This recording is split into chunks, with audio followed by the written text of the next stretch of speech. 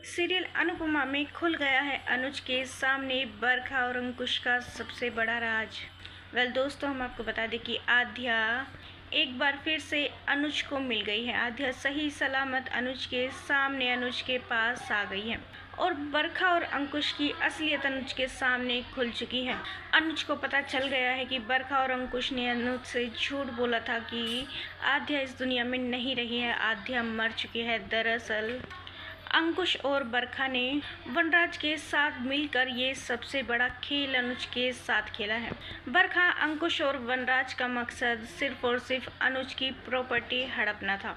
अंकुश और बरखा ने मिलकर सबसे बड़ी चाल अनुज के साथ चली थी। अनुज को झूठ बोला था कि उसकी आध्या मर चुकी है, जिसके गम में अनुज बिल्कुल पूरी तरह से पागल हो गया था। और इसी बात का फ़ायदा उठाते हुए अंकुश ने अनुज से प्रॉपर्टी के पेपर, बिजनेस के पेपर सभी साइन करवा लिए थे और अनुज सड़क पर आ गया था। जैसे ही आध्या अनुज को मिली, अनुज बिल्कुल ठीक हो जाता है और आध्या को गले से लगा लेता है। अनुज आध्या से कहता है कि आध्या, तुम इतने दिनों से कहाँ थी? क्या तुम्हें अपने पापा की याद नहीं आई? अंकुश भाई ने बताया था कि तुम इस दुनिया में नहीं रही हो। तभी आध्या कहती है, नहीं पापा, मैं बिल्कुल सही सलामत आपके सामने खड़ी हुई हूँ।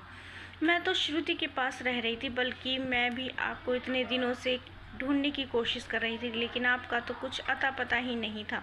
फिर जैसे ही मुझे पता चला कि आप यहाँ पर इंडिया में हो, मैं तुरंत भागी भागी सब कुछ छोड़कर आपके पास आ गई।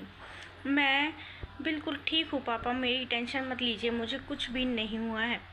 अंकुश काका और बरखा काकी ने आपसे सरासर झूठ बोला है कि मैं मर गई हूँ। वो आपकी प्रॉपर्टी हड़पना चाहते थे, आपको सड़क पर लाना चाहते थे। वो तो आपकी कामयाबी से शुरू से ही जलते हैं, इसलिए उन्होंने मेरे मरने का बहाना बनाकर आपसे सब कुछ छीन लिया है। लेकिन अब मैं आ गई हूँ, अब मैं उन्हें ऐसा बिल्कुल भी नहीं करने दूँगी।